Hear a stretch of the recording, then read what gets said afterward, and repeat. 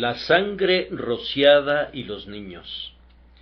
Y Moisés convocó a todos los ancianos de Israel y les dijo: Sacad y tomaos corderos por vuestras familias y sacrificad la Pascua, y tomad un manojo de hisopo y mojadlo en la sangre que estará en un lebrillo, y untad el dintel y los dos postes con la sangre que estará en el lebrillo, y ninguno de vosotros salga de las puertas de su casa hasta la mañana, porque Jehová pasará hiriendo a los egipcios, y cuando vea la sangre en el dintel y en los dos postes, pasará Jehová aquella puerta, y no dejará entrar al heridor en vuestras casas para herir. Guardaréis esto por estatuto para vosotros y para vuestros hijos para siempre. Y cuando entréis en la tierra que Jehová os dará, como prometió, guardaréis este rito. Y cuando os dijeren vuestros hijos: ¿qué es este rito vuestro?, vosotros responderéis: es la víctima de la Pascua de Jehová, el cual pasó por encima de las casas de los hijos de Israel en Egipto, cuando hirió a los egipcios y libró nuestras casas. Éxodo 12, 21 al 27. Yo queridos amigos, quería sinceramente seguir con el tema matinal del domingo pasado, pues me parece que es muy importante que continuemos dando un testimonio de la doctrina del sacrificio vicario de Jesucristo, nuestro Señor, sin cesar. Pero, al mismo tiempo, prometí que trataría de guardar la fiesta de los niños y que predicaría un sermón dirigido especialmente a los maestros de la escuela dominical. No pude predicar ese sermón para la escuela en el tiempo designado, que sirviera de apertura para esta semana dedicada a los niños bajo su cargo, pero pensé que no sería menos oportuno si concluyera sus reuniones con el mensaje de clausura. ¿Cómo podría cumplir con ambos propósitos? Pienso que el tema que tenemos ante nosotros me permitirá lograrlo. Hablaremos de la sangre rociada y de Jesús, el grandioso sacrificio por el pecado, y luego exhortaremos a todos los que conocen el valor de la gran redención a que enseñen a los jóvenes desde sus primeros días lo que significa la muerte de Jesús y la salvación por medio de su sangre. El Cordero Pascual era un tipo especial de nuestro Señor Jesucristo. No hemos de deducir esto del hecho general, que todos los antiguos sacrificios eran sombras de la sustancia verdadera y real, sino debemos hacerlo porque en el Nuevo Testamento se nos asegura que nuestra Pascua, que es Cristo, ya fue sacrificada por nosotros. 1 Corintios 5:7. Como el Cordero Pascual había de ser sin mancha, así era nuestro Señor, y su inmolación y su abrasamiento en el fuego eran un tipo de su muerte y de sus sufrimientos. Incluso en cuanto al tiempo, nuestro Señor cumplió el tipo, pues el tiempo de su crucifixión fue la Pascua.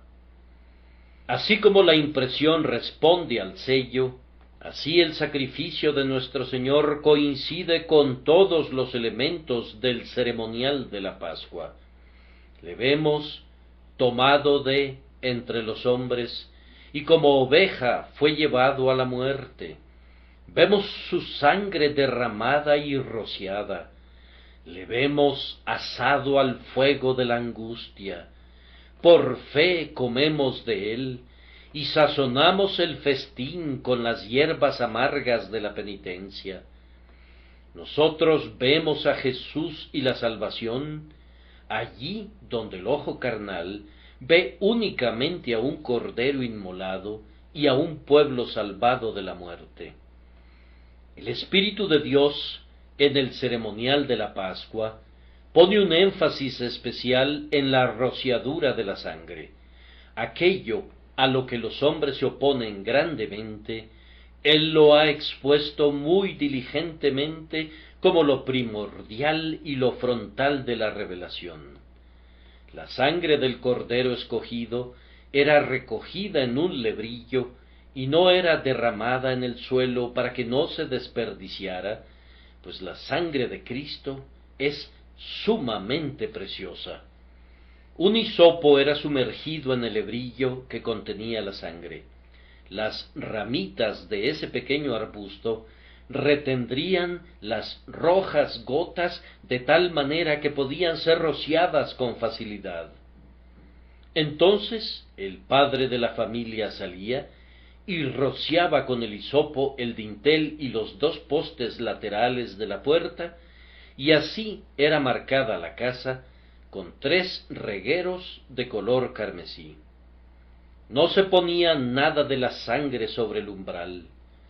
¡Ay del hombre que huelle la sangre de Cristo y la trate como algo profano! ¡Ay! Me temo que muchas personas están haciendo eso en esta hora, no sólo en el mundo exterior, sino entre quienes profesan ser y se llaman a sí mismas cristianas. Me esforzaré por exponer 2 cosas. Primero, la importancia atribuida a la sangre rociada, y en segundo lugar, la institución conectada con ella, es decir, que los hijos deben ser instruidos en el significado del sacrificio para que a su vez puedan enseñar a sus hijos y mantengan viva la memoria de la gran liberación del Señor. Primero, la importancia atribuida a la sangre del sacrificio queda aquí muy clara. Hay un esmero en hacer que el sacrificio sea observable, sí, en hacer que la gente lo advierta. Noto, primero, que se convirtió y permaneció siendo un símbolo nacional. Si ustedes hubiesen atravesado las calles de Memphis o de Ramesés en la noche de la Pascua, habrían podido distinguir quiénes eran israelitas y quiénes eran egipcios, por medio de una señal muy conspicua.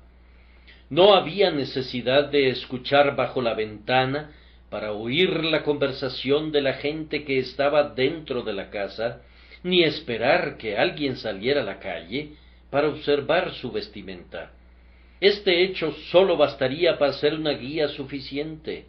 El israelita tenía la señal de la sangre en su puerta, mientras que el egipcio no la tenía. Observen bien que este es todavía el gran punto de diferencia entre los hijos de Dios y los hijos del maligno. En verdad, no hay sino 2 denominaciones sobre la tierra, la Iglesia y el mundo, aquellos que son justificados en Cristo Jesús y aquellos que son condenados en sus pecados. Esto permanecerá como el signo infalible del verdadero israelita. Él ha venido a la sangre rociada que habla mejor que la de Abel.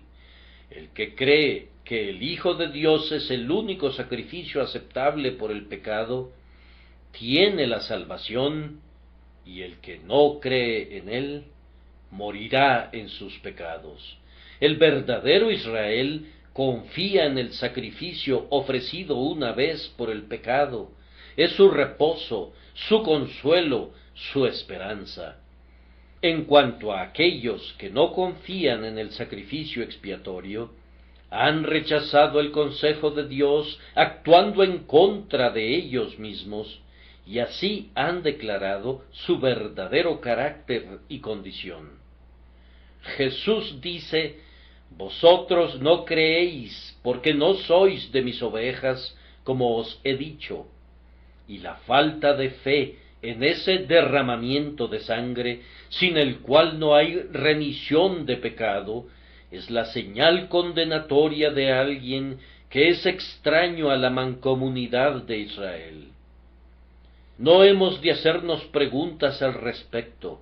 Cualquiera que se extravía y no persevera en la doctrina de Cristo, no tiene a Dios. 2 Juan 9. El que no acepta la propiciación que Dios ha establecido, ha de llevar su propia iniquidad. Nada más justo, y sin embargo, nada más terrible podría sucederle al hombre cuya iniquidad no fuera limpiada jamás, ni por sacrificio, ni por ofrenda. No me importa cuál pueda ser tu supuesta justicia, ni cómo pienses recomendarte ante Dios. Si rechazaras a su Hijo, Él te rechazará a ti. Si te presentaras delante de Dios sin la sangre expiadora, no tendrías ni parte ni porción en el asunto de la herencia del pacto, y no serías contado entre el pueblo de Dios. El sacrificio es el símbolo nacional del Israel espiritual, y el que no lo posea es un extranjero. No tendrá herencia entre los que son santificados, ni contemplará al Señor en la gloria. En segundo lugar, así como esta era la marca nacional, era también el signo salvador. Esa noche, el ángel de la muerte abrió con ímpetu sus alas, y conforme descendió sobre las calles de Egipto, hirió por todos lados a los primogénitos de los príncipes y a los primogénitos de las bestias, de tal manera que en cada hogar y en cada establo hubo un muerto. Allí donde veía la señal de la sangre, no entraba para herir, pero en todos los demás lugares, la venganza del Señor cayó sobre los rebeldes. Las palabras son muy notables.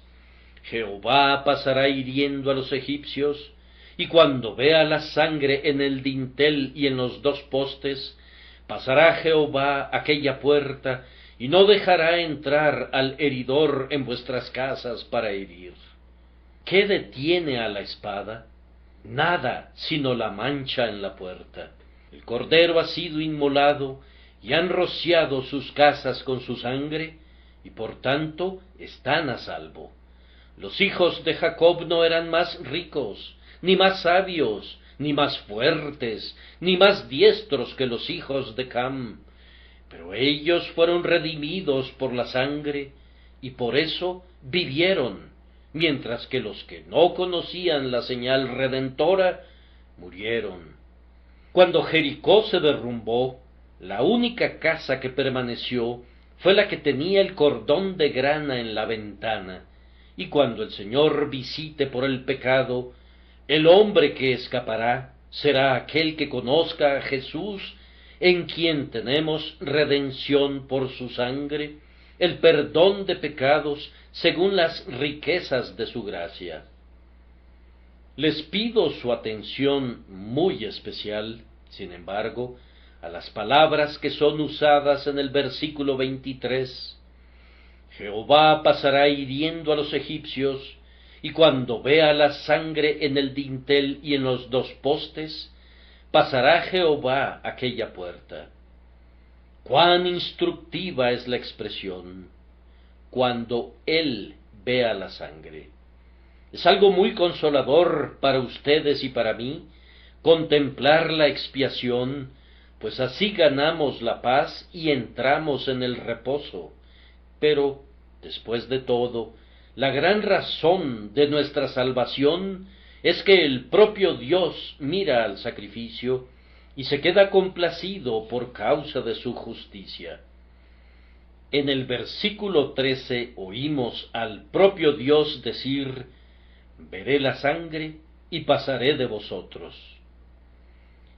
Piensen en el ojo de Dios cuando se vuelve a aquel que quita el pecado del mundo y queda tan fijo en él que pasa de nosotros. Él tiene ojos muy puros como para contemplar la iniquidad, pero mira el rostro de su ungido y perdona el pecado. Él nos acepta con nuestro sacrificio. Nuestro autor de himnos hace bien en orar así. Míralo a Él y mira luego al pecador. Mírame a mí a través de las heridas de Jesús. No es nuestra visión de la sangre rociada la que constituye la base de la salvación, sino la visión de Dios de ella. La aceptación de Dios de Cristo es la garantía segura de la salvación de aquellos que aceptan su sacrificio. Amado, cuando tu ojo de la fe es débil, cuando los globos de tus ojos nadan en una cascada de lágrimas, cuando las tinieblas de la aflicción ocultan mucho de la visión, entonces Jehová ve la sangre de su Hijo y te perdona. En las densas tinieblas, cuando no puedes ver del todo, el Señor Dios no deja de ver nunca en Jesús aquello que le agrada y con lo que su ley es honrada. Él no permitirá que el destructor se acerque a ti para dañarte, pues Él ve en Cristo aquello que vindica su justicia y establece el necesario gobierno de la ley. La sangre es la señal salvadora. En este momento esa es la pregunta premiante para cada uno de los presentes del grupo reunido en esta casa. ¿Confías en la divina propiciación o no confías? Tráeme lo que quieras para demostrar tu propia excelencia personal. Yo no creo en ninguna virtud que insulte a la sangre del Salvador, que es lo único que nos limpia de todo pecado.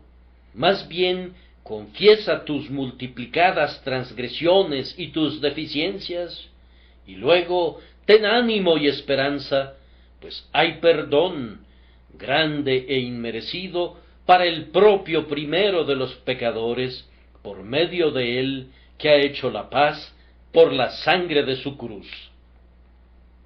Oh, mi querido oyente, culpable y autocondenado, si vinieras ahora y confiaras en Jesucristo, tus pecados, que son muchos, te serán todos perdonados, y amarás tanto a cambio, que toda la inclinación y el sesgo de tu mente serán vueltos del pecado a una obediencia de gracia. La expiación aplicada a la conciencia salva de la desesperación y luego, actuando en el corazón, salva del amor al mal. Pero la expiación es la señal salvadora. La sangre en el dintel y en los dos postes aseguraba la casa de los israelitas más pobres, pero el egipcio más altivo, sí, incluso Faraón en su trono, no pudo escapar de la espada del destructor. Cree y vive. Si rechazas la expiación, perecerás. Noten a continuación que la señal de la sangre fue mostrada de la manera más conspicua posible. Aunque los israelitas comieron el cordero pascual en la quietud de sus propias familias, no hicieron del sacrificio un secreto. No pusieron la señal distintiva sobre la pared de alguna cámara interior o en algún lugar donde pudieran cubrirla con cortinas para que nadie la percibiera, sino que rociaron la parte superior de la puerta y los dos postes laterales de la misma, de tal forma que todos los que pasaran por la casa tenían que ver que estaba señalada de manera peculiar y marcada con sangre. El pueblo del Señor no estaba avergonzado de que la sangre fuera rociada de esta manera en el frente de cada morada. Y quienes son salvados por el grandioso sacrificio, no han de tratar la doctrina de la sustitución como un credo secreto, que ha de ser mantenido secretamente, sin que deba ser confesado abiertamente. La muerte de Jesús en lugar nuestro y en sustitución nuestra no es una redención de la que estemos avergonzados de hablar en algún lugar, Nuestros críticos podrían describir eso como anticuado y pasado de moda, pero no nos avergüenza publicarlo a los cuatro vientos del cielo y profesar nuestra confianza en ella. El que se avergüence de Cristo en esta generación, de ese se avergonzará Cristo cuando venga en la gloria de su Padre y todos los santos ángeles con él. Abunda una teología en el mundo que admite a la muerte de Cristo a un cierto lugar indefinible de su sistema, pero ese lugar está colocado muy al fondo. Yo reclamo para la expiación el lugar más prominente y central. El Cordero ha de estar en medio del trono. La expiación no es un misterio del que se deba hablar escasamente, o del que si se llegara a hablar, habría que hacerlo susurrando. No, no, es una simplicidad sublime. Es un hecho que un niño ha de saber. Es una verdad para que la gente común se goce. Debemos predicar a Cristo crucificado, aunque no prediquemos ninguna otra cosa. Hermanos, no creo que un hombre deba oír a un ministro que predicara 3 sermones sin que hubiera enseñado la doctrina de la expiación.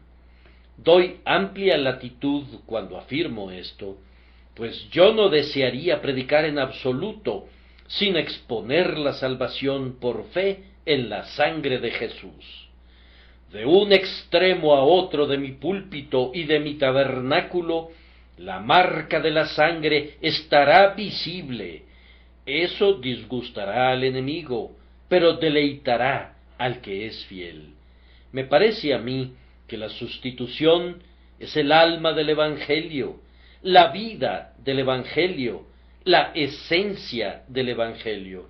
Por tanto, siempre debe estar al frente. Jesús, como el Cordero de Dios, es el alfa, y debemos ponerlo de primero y delante de todo lo demás. Te exhorto, pueblo cristiano, que no la conviertas en una doctrina secundaria. Otras verdades son valiosas, pero pueden ser colocadas muy dignamente en la distancia. Pero esta verdad ha de estar en la parte más visible. El centro del cristianismo es la cruz, y el significado de la cruz es la sustitución. Podríamos desconocer, podríamos ser incapaces de decir qué dolores soportó nuestro Jesús, pero creemos que fue por nosotros que colgó y sufrió allí. El gran sacrificio es el lugar de reunión de la simiente elegida. Nos encontramos en la cruz, al igual que cada familia de Israel se reunía alrededor de la mesa en la que se colocaba el cordero, y se reunía dentro de una casa que estaba marcada con sangre. En vez de mirar al sacrificio vicario como colocado en algún lugar ubicado en la remota distancia, lo encontramos en el centro de la iglesia.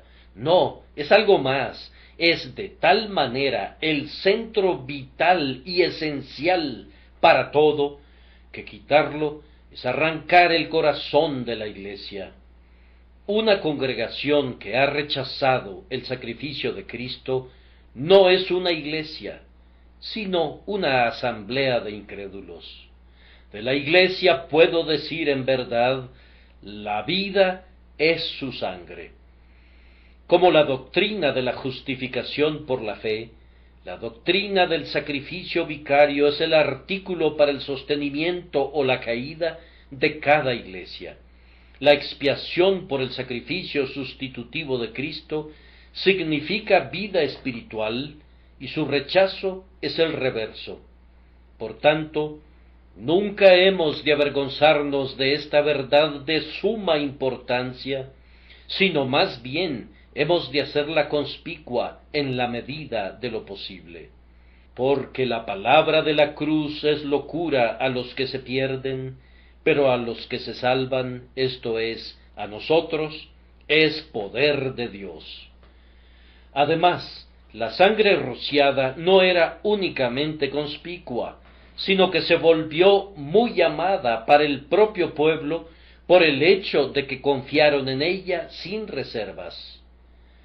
Después de que los postes de las puertas habían sido untados, el pueblo entró en sus casas y cerraron las puertas y no las abrieron otra vez hasta la mañana. Estaban ocupados en el interior, tenían que asar el cordero, preparar las hierbas amargas, ceñirse los lomos y prepararse para la marcha y otras cosas más. Pero todo esto lo hicieron sin miedo al peligro, aunque sabían que el destructor andaba suelto.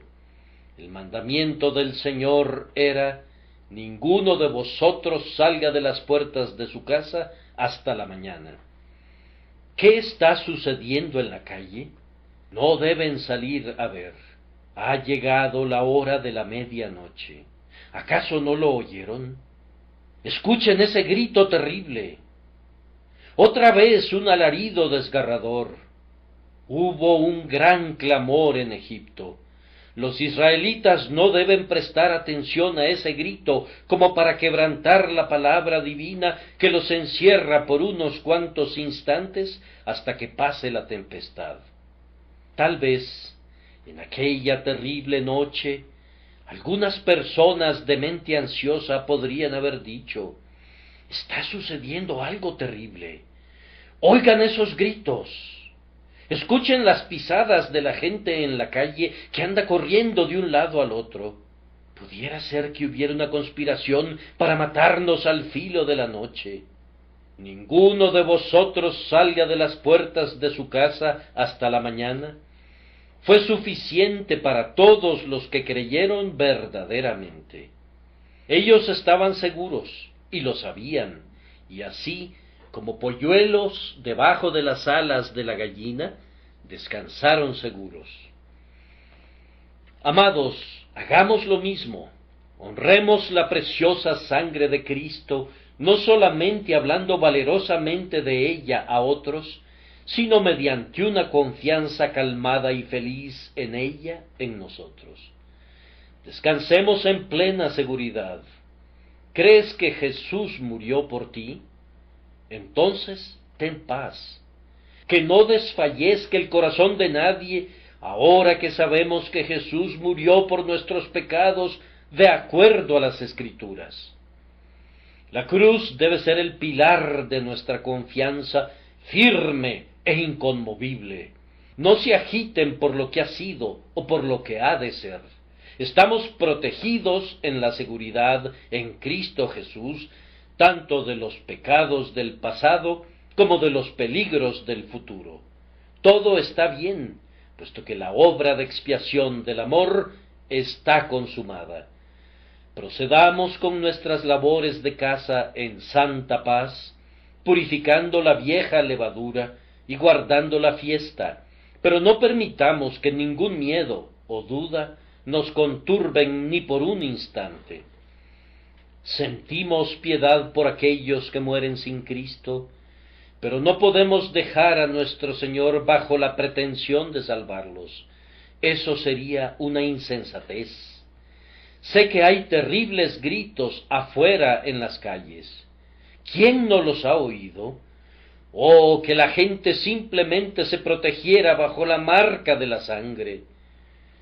Pensar en la condenación de los impíos cuando perecen en sus pecados traspasa nuestro corazón, pero así como Noé no abandonó el arca, ni Israel dejó su morada, así nuestra esperanza no es mayor de lo que la cruz garantice. Todos los que se protegen bajo la sangre de la expiación están seguros. Y en cuanto a quienes rechazan esta gran salvación, ¿cómo escaparán? Hay grandes y tristes misterios en esta larga noche, pero en la mañana sabremos tanto de los tratos de Dios para con los hombres, como sea bueno que sepamos. Mientras tanto, trabajemos para conducir a nuestros semejantes al recinto de la seguridad, pero a la vez seamos nosotros mismos pacíficos, sosegados, reposados y felices. Ahora pues, ninguna condenación hay para los que están en Cristo Jesús. Justificados, pues, por la fe, tenemos paz para con Dios por medio de nuestro Señor Jesucristo. Y no solo esto, sino que también nos gloriamos en Dios por el Señor nuestro Jesucristo, por quien hemos recibido ahora la reconciliación. Con su paciencia ganarán sus almas. Lucas 21:19. Oh, descansen en el Señor y espérenlo pacientemente. Aliméntense del Cordero, pues su carne es verdadera comida. Ese mismo Jesús, que ha preservado su vida de la destrucción, será el sostén de esa vida eternamente. Sean felices debajo de la marca de sangre salvadora. Hagan un festín de su Pascua. Aunque haya muerte afuera, no permitan que su goce interior sea turbado. No puedo detenerme mucho tiempo en cada punto, y por tanto adviertan a continuación que el derramamiento de la sangre pascual había de conservarse en perpetua memoria. Guardaréis esto por estatuto para vosotros y para vuestros hijos para siempre. Mientras Israel permaneciera siendo un pueblo, debían guardar la Pascua. Mientras haya un cristiano en la tierra, la muerte sacrificial del Señor Jesús ha de guardarse en la memoria. Ni el progreso de los años, ni el avance del pensamiento podrían quitar la memoria del sacrificio pascual de Israel. Ciertamente fue una noche para ser recordada, cuando el Señor sacó a su pueblo de debajo del yugo de hierro de Egipto. Fue una liberación tan maravillosa, tanto en cuanto a las plagas que la precedieron, como al milagro en el Mar Rojo que le siguió, que ningún evento podía sobrepasarla en interés y gloria. Fue tal el triunfo del poder de Dios sobre el orgullo de Faraón, y tal la manifestación del amor de Dios, que no debían estar alegres meramente durante una noche, ni durante un año, y ni siquiera durante un siglo, sino que debían recordarlo por siempre. ¿No podría venir un tiempo cuando Israel alcanzara una mayor historia? ¿No podría algún evento más grandioso eclipsar la gloria del derrocamiento de Egipto? Nunca. La muerte de los primogénitos de Egipto y el cántico de Moisés en el Mar Rojo deben permanecer bordados para siempre en el tapiz de la historia hebrea. Por siempre dijo Jehová: yo soy Jehová tu Dios, que te saqué de la tierra de Egipto, de casa de servidumbre. Amados, la muerte de nuestro Señor Jesucristo debe ser declarada y mostrada por nosotros hasta que Él venga. No puede ser descubierta ninguna verdad jamás que pueda opacar su muerte sacrificial. No importa lo que pueda ocurrir, incluso aunque Él venga en las nubes del cielo, nuestro cántico ha de ser por siempre al que nos amó y nos lavó de nuestros pecados con su sangre. En medio del esplendor de su reino sin fin, Él ha de ser el Cordero que está en medio del trono. Cristo, como el sacrificio por el pecado, ha de ser siempre el tema de nuestros aleluyas, porque tú fuiste inmolado. Ciertas mentes vanagloriosas están avanzando y avanzando de la roca al abismo, están progresando de la verdad a la falsedad, están pensando, pero sus pensamientos no son los pensamientos de Dios, ni sus caminos son sus caminos. Están dejando el Evangelio, se están apartando de Cristo y no saben a dónde van. Al abandonar el sacrificio sustitutivo, están abandonando la única esperanza del hombre. En cuanto a nosotros, oímos que el Señor nos dice: guardaréis esto por estatuto para vosotros y para vuestros hijos para siempre. Y eso haremos. Jesucristo es el mismo ayer y hoy y por los siglos, es nuestra jactancia y nuestra gloria. Que otros se descarríen hasta donde quieran, pero nosotros permaneceremos con quien llevó nuestros pecados en su propio cuerpo en el madero. Noten además, queridos amigos, que cuando el pueblo llegó a la tierra en la que ningún egipcio había entrado jamás, ellos debían todavía recordar la Pascua, y cuando entréis en la tierra que Jehová os dará, como prometió, guardaréis este rito. En la tierra que fluía leche y miel, debían guardar todavía el memorial de la sangre rociada. Nuestro Señor Jesús no es sólo para el primer día de nuestro arrepentimiento, sino para todos los días de nuestras vidas. Le recordamos tanto en medio de nuestros goces espirituales más elevados, como en nuestras más profundas aflicciones espirituales. El Cordero Pascual es para Canaán, así como para Egipto, y el sacrificio por el pecado es para nuestra plena seguridad, así como para nuestra trémula esperanza. Ustedes y yo nunca alcanzaremos tal estado de gracia que podamos prescindir de la sangre que nos limpia del pecado.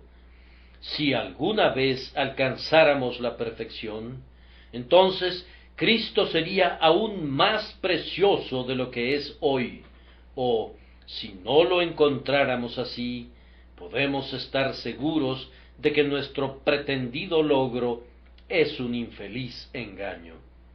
Aunque andamos en luz como Dios está en luz, y tengamos constante comunión con Él, aún así es la sangre de Jesucristo su Hijo la que nos limpia de todo pecado.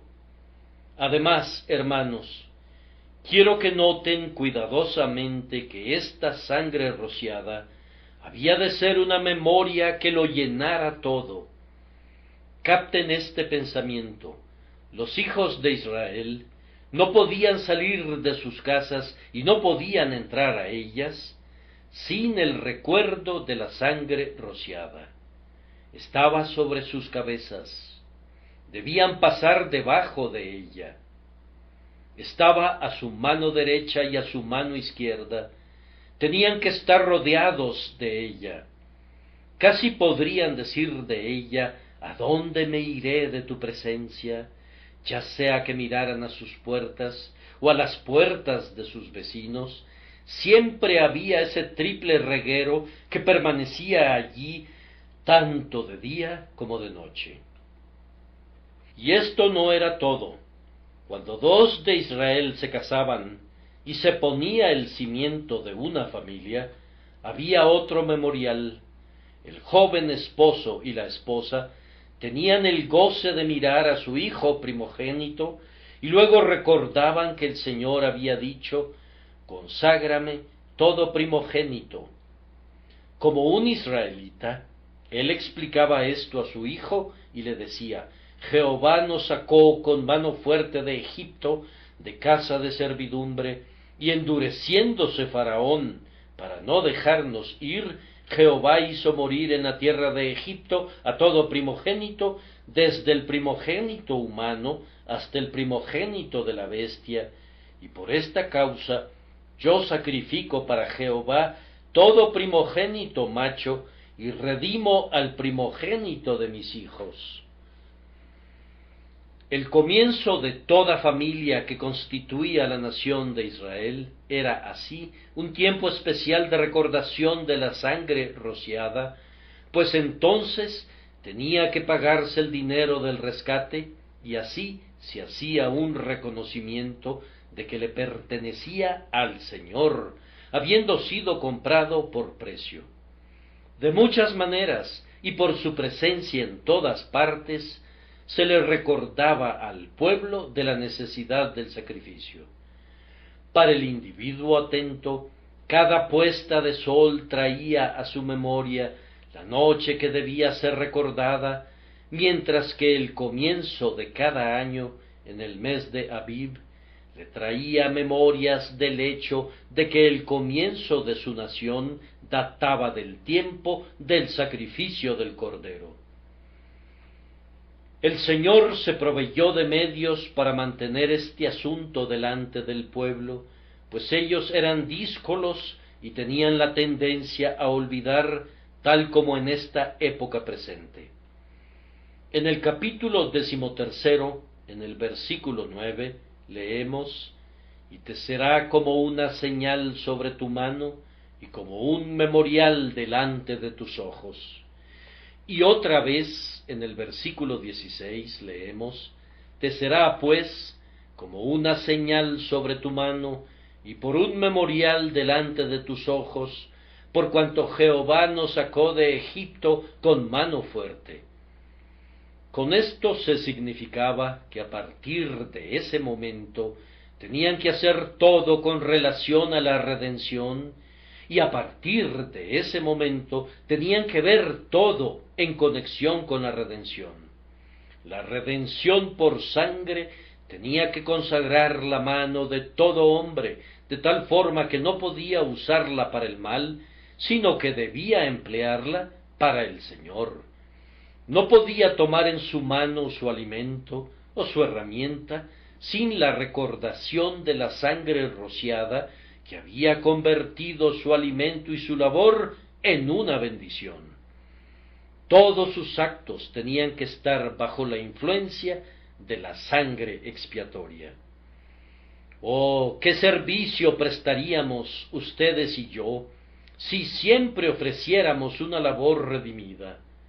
Si acudiéramos a nuestra clase de la escuela dominical, por ejemplo, sintiendo: «Soy comprado por un precio», y si predicáramos con labios redimidos el evangelio de nuestra propia salvación, cuán vívida y amorosamente hablaríamos. ¿Qué efecto tendría esto en nuestras vidas? Algunos de ustedes no se atreverían a hacer lo que hacen ahora si recordaran que Jesús murió por ustedes.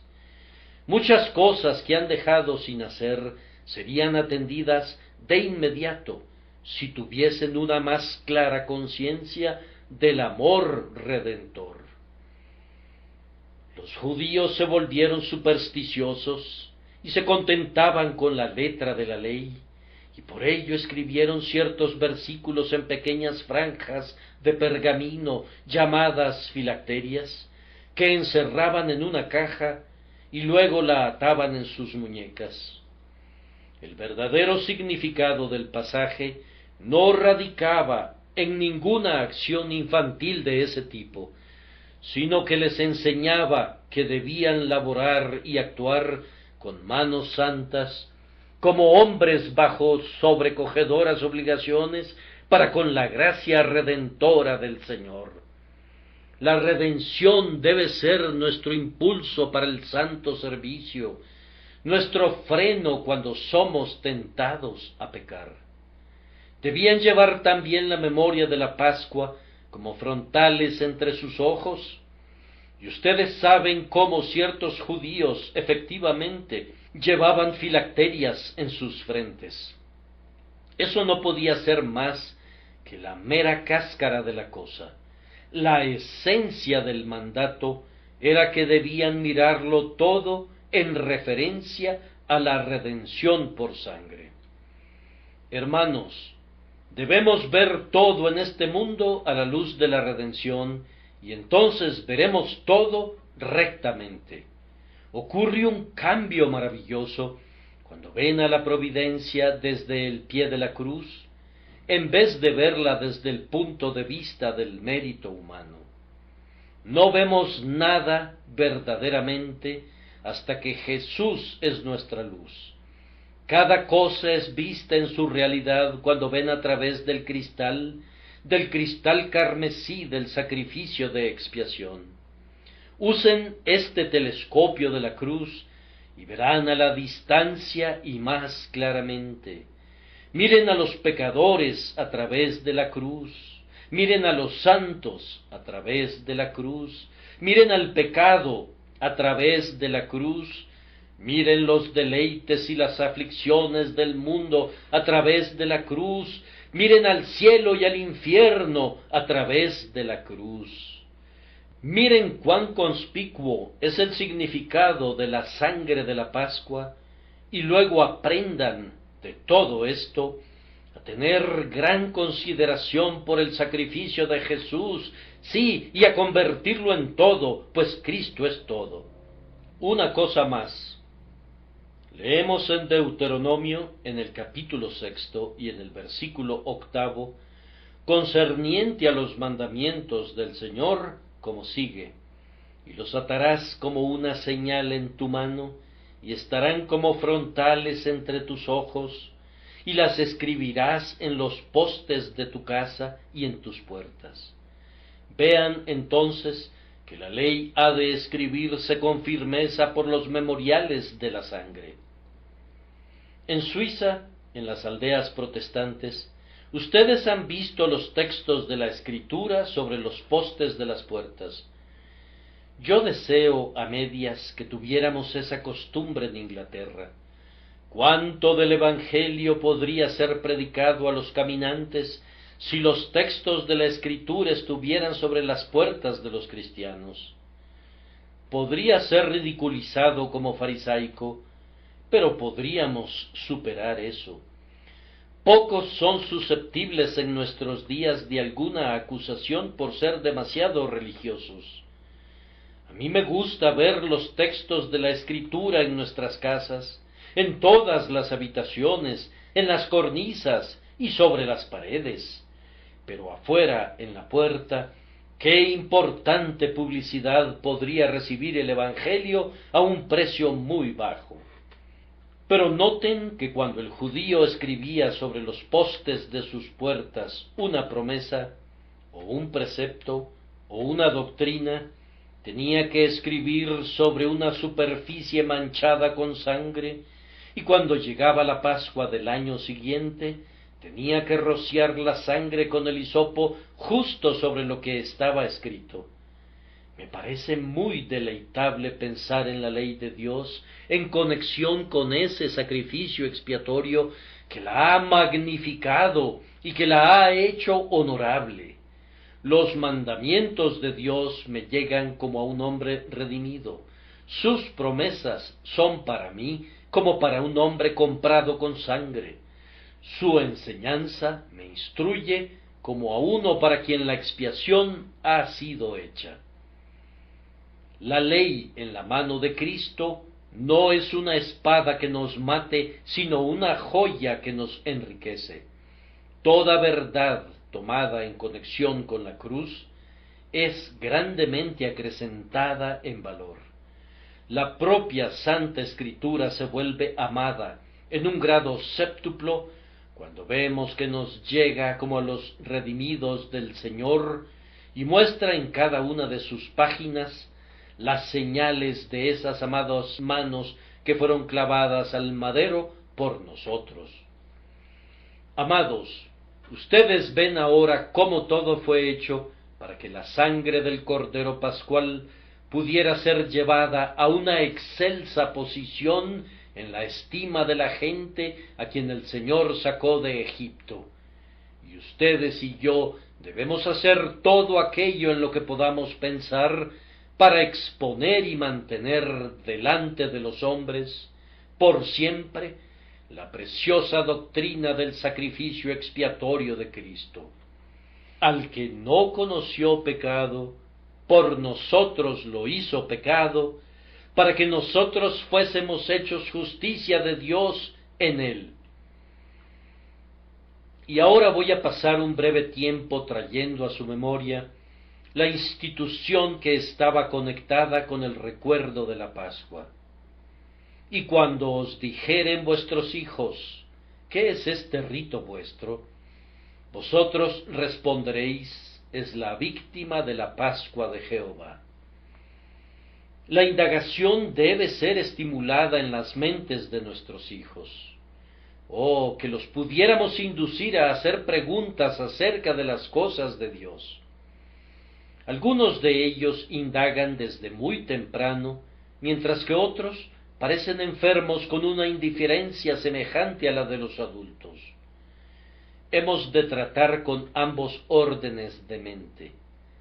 Es bueno explicar a los hijos la ordenanza de la cena del Señor, pues esto expone la muerte de Cristo en símbolo.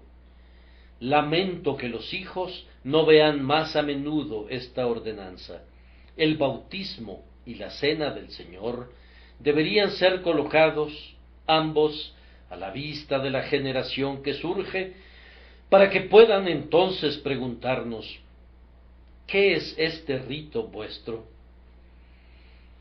Ahora, la cena del Señor es un sermón evangélico perenne y tiene que ver principalmente con el sacrificio por el pecado. Podrían desterrar del púlpito la doctrina de la expiación, pero viviría siempre en la iglesia a través de la cena del Señor. No podrían explicar ese pan partido y esa copa llena del fruto de la vid sin referencia a la muerte expiatoria de nuestro Señor.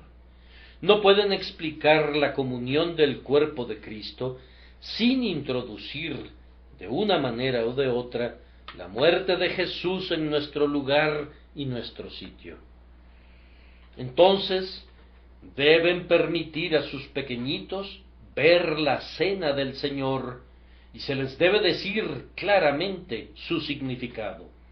Si no es la cena del Señor, pues eso no es la cosa misma, sino únicamente la sombra del glorioso hecho, reflexionen mucho y con frecuencia, en presencia de ellos, en los sufrimientos y en la muerte de nuestro Redentor.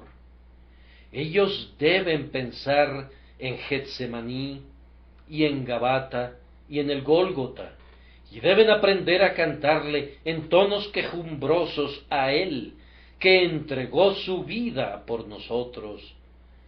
Díganles quién fue el que sufrió y por qué. Sí, aunque el himno no me gusta mucho en algunas de sus expresiones, haría que los niños cantaran: hay una colina verde y alejada, fuera de los muros de una ciudad.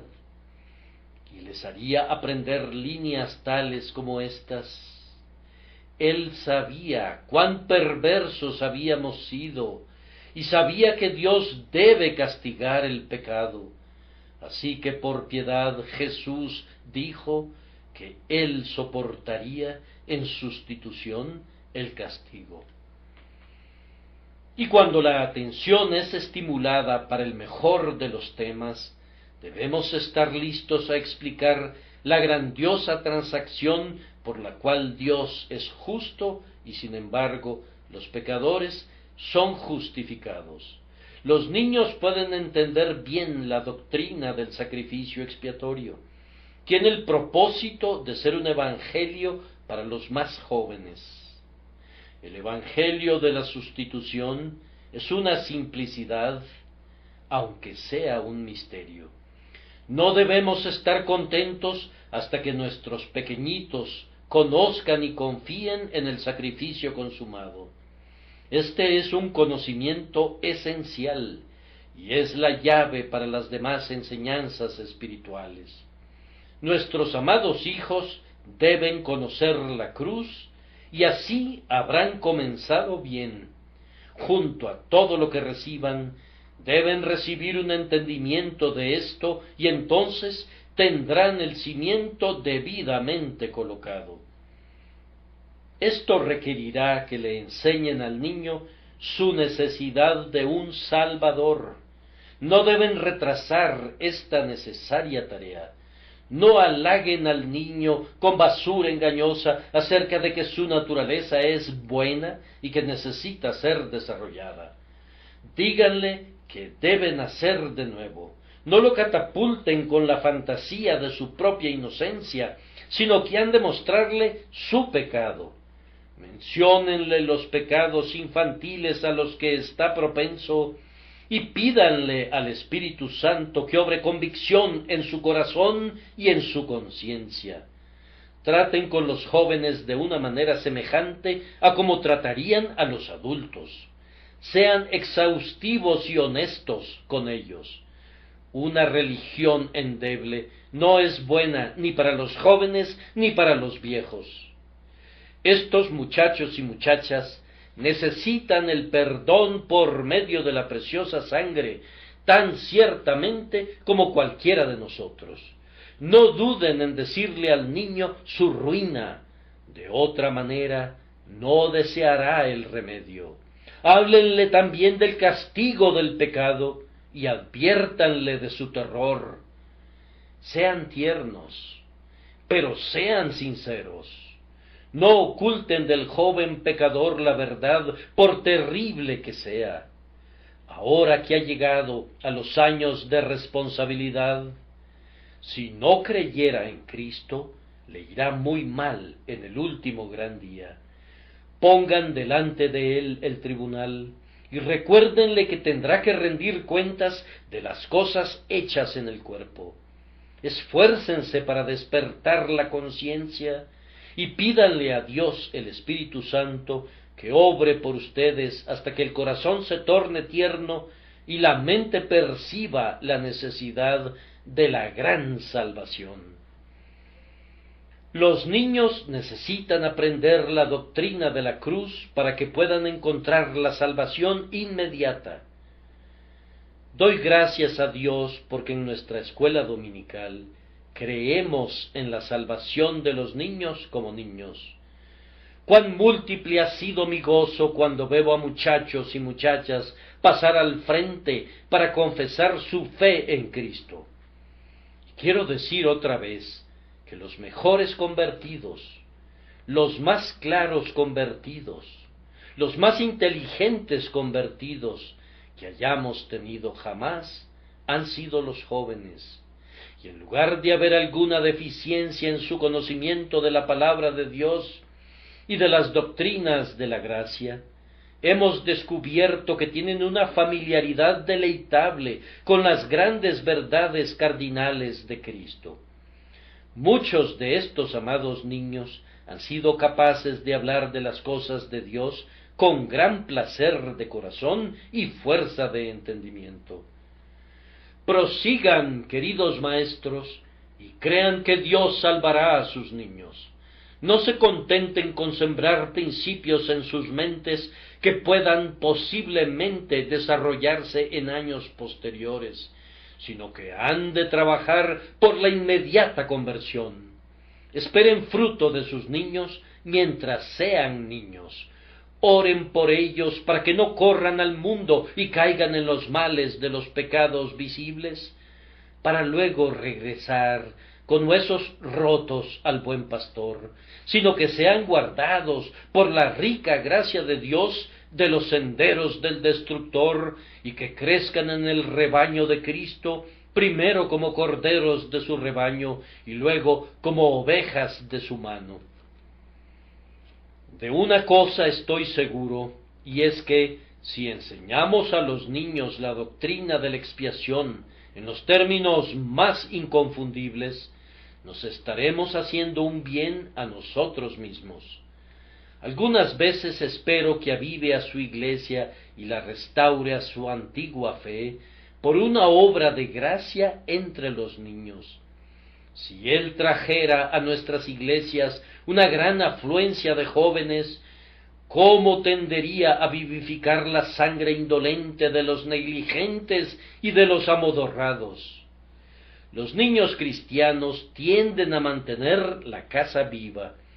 Oh, que pudiéramos tener más de ellos. Si el Señor nos ayudara a enseñarles a los niños, nos estaríamos enseñando a nosotros mismos. No hay mejor manera de aprender que enseñando, y no saben bien algo mientras no lo puedan enseñar a alguien más.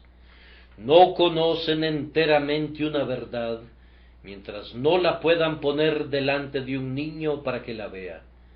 Al tratar de lograr que un pequeñito entienda la doctrina de la expiación, tendrán ustedes mismos un entendimiento más claro y por tanto les recomiendo ese santo ejercicio. ¡Qué misericordia sería si nuestros hijos estuvieran plenamente cimentados en la doctrina de la redención por medio de Cristo! Si fueran advertidos de los evangelios falsos de esta época perversa, y si fueran enseñados a descansar sobre la roca eterna de la obra consumada de Cristo, podríamos esperar tener una generación después de la nuestra que mantendrá la fe y que será mejor que sus padres. Sus escuelas dominicales son admirables, pero ¿cuál es su propósito si no enseñan el Evangelio en ellas? Juntan a los niños y los mantienen quietos durante 1 hora y media, y luego los envían a casa. ¿Pero para qué sirve eso? Puede traer alguna quietud a sus padres y madres, y eso es, tal vez, el motivo por el que los envían a la escuela. Pero todo el bien real radica en el material que se enseña a los niños. La verdad más fundamental ha de tener un lugar prominente. ¿Y cuál es esa verdad, sino la cruz? Algunos les hablan a los niños acerca de ser buenos niños y niñas y cosas semejantes. Esto es, les predican la ley a los niños, aunque predicarían el Evangelio a los adultos. ¿Es honesto eso? Los niños necesitan el Evangelio, todo el Evangelio sin adulteración. Los niños deben recibirlo, y si son enseñados por el Espíritu de Dios, son capaces de recibirlo al igual que las personas de años maduros. Enséñenles a los pequeñitos que Jesús murió, el justo por los injustos, para llevarnos a Dios. Muy confiadamente dejo en verdad esta obra en manos de los maestros de esta escuela. Nunca conocí a un cuerpo más noble de hombres y mujeres cristianos, pues son tan sinceros en su apego al viejo evangelio como son ávidos de ganar almas. Tengan ánimo, hermanos y hermanas míos.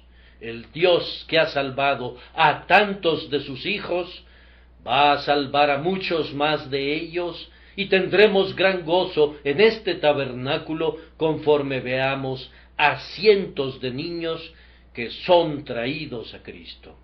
Que Dios nos conceda eso por Jesucristo nuestro Señor. Amén.